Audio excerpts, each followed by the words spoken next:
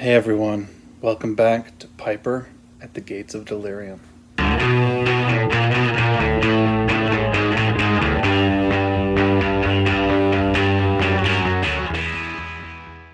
First of all, I apologize for not uploading a lot lately. I know there has been a lot of viewers who have wondered where I've been and what I've been doing. I've been pretty busy with work as of late. I've been trying to get a few things done around the home that we're living in. This is kind of taken a back burner for now, but I promise I'll get back to it here soon. I know a lot of people are waiting for me to upload these videos. What I'd like to discuss in today's video is a subject in which I have a lot of thoughts about. She's so happy here. And that is regarding a band in the 1960s. John Winston Lennon, James Paul McCartney, George Harrison, Richard Starkey. The question is, are the Beatles the greatest band that has ever existed? The short answer to that is yes and no. The Beatles are the group that caused me to fall deep into this music journey. Once I discovered the Beatles, I dove deep into what they offered. Kid in junior high, discovering them, listening to their pop music, kind of their early stuff, and slowly discovering every song, listening to every song, memorizing every song over and over and over again, loving every minute of it, trying to discover the mysteries, getting to know each member. It really blows my mind, even when I think about it, that when I discovered them, two of them were dead. Their music career was long over, at least the Beatles. I was living in the past. Still, sometimes when I think about the music the Beatles made over that short period of time, it flabbergasts me. It's almost unbelievable, to be honest, because the way they progressed in such a short amount of time, if you compare the music from album to album, the pace at which they learned, progressed, improved is really unlike any other band ever. For example, you could listen to Hard Day's Night, their third studio album. It's a great album, one of my favorites, has one of my favorite songs, I Should Have Known Better, which I think is one of John Lennon's most underrated songs of all time. If you listen to that album, you would have never, ever guessed that 3 years later, they'd be making stuff like Sgt. Pepper's Magical Mystery Tour and, singing I Am the Walrus, A Day in the Life. And, I'm not one of those fans that only likes their later stuff, or one of those fans that only likes their early stuff. I literally like everything they've released. There are a few songs that I get sick of. For example, get sick of the song Obladi Oblada. I get sick of the song Yellow Submarine. Not a huge fan of some of the Ringo songs on like Rubber Soul. Ringo's great and all, he's one of the luckiest guys. The skill in the beginning was John and Paul. By the end, George had arguably, gotten to par or arguably gotten better than John and Paul. If you listen to Abbey Road, you could argue that the best songs on that album are George Harrison's. And then after the Beatles broke up, you could also argue that All Things Must Pass is one of the best albums. And when I say one of the best albums, I mean one of the best Beatles solo albums. Yeah, after they broke up, Paul released McCartney, Ram, John released Plastic Ono Band, Imagine, and George Harrison released All Things Must Pass. And the music's phenomenal after the Beatles. Here's the thing, when I got into the Beatles at the beginning, I was a huge Paul McCartney fan. Still am. Still love Paul McCartney. Love his music. He's a genius. There's no doubt about it. One of the greatest musicians ever. Great voice, talented, skilled, great bassist, great guitarist, great pianist, great drummer. Everything. Literally. But when I listen to the Beatles now, I tend to listen to John's music more than anything. John is definitely my favorite Beatle. I don't think that's ever going to change. He has the best voice. To me, his songs are more meaningful. They're weirder. They're less poppy. They're deeper.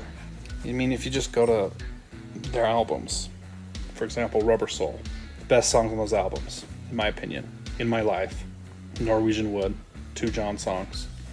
Revolver, best songs on the album, in my opinion. Tomorrow Never Knows, I'm Only Sleeping. Eleanor Rigby's up there, and it's a Paul song.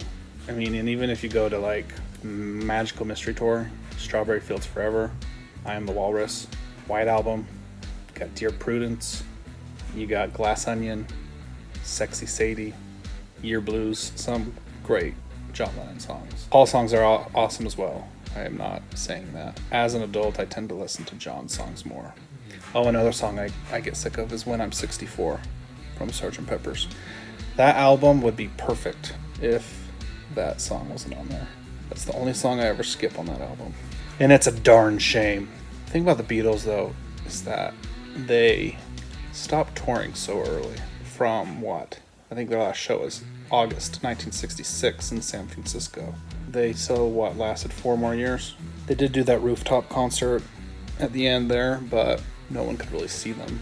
I just imagine like concerts where they're playing the White Album, when they're playing the Sgt. Pepper's and Revolver all live, be insane. So it's a real bummer, and I know why they did it. I understand why they did it, but that's one thing that bothers me, or that makes me think, man, they broke up. Some people say it's because of Yoko. Some people say it's because John was acting weird. I don't really blame any of them. I think all 4 of them really just were going in different directions, and they wanted to do different things. I believe Paul wanted to tour again. John didn't want to do that. George was just, he was like, I'm done with this, The breakup wasn't great.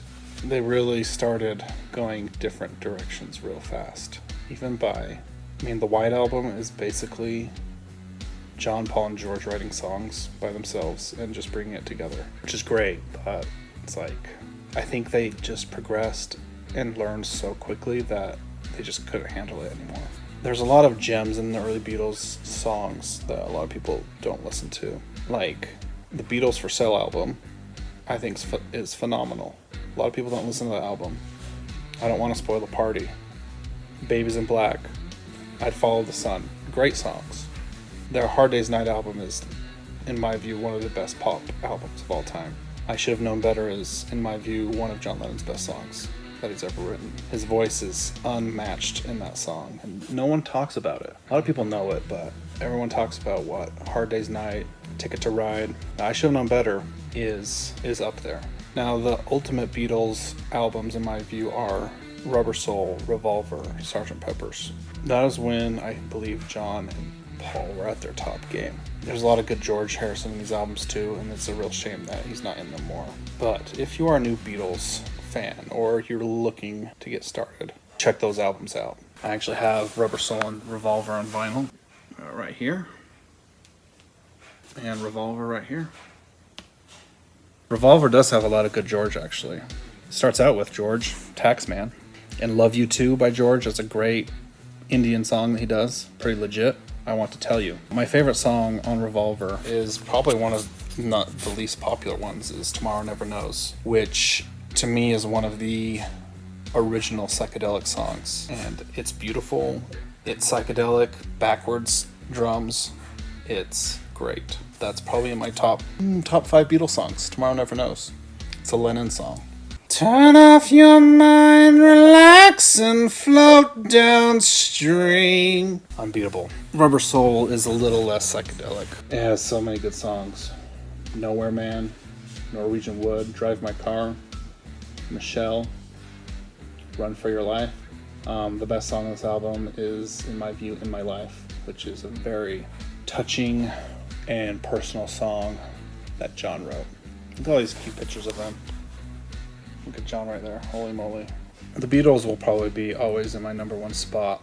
Their music is very meaningful and impactful in my life. They'll always be a part of my life. There's no arguing that. Are they the best band in the world? I think they are one of the greatest groups to ever exist, and I think they progressed at a level that no other band has progressed. And that's what I have to say about the Beatles for now. Thanks for listening. Hey guys, I hope you enjoyed the video. If you did, hit that like and subscribe button so you'll see more videos here in the future talking about music and new sounds and maybe some personal things here and there. Look forward to talking to you guys soon. Have a great one.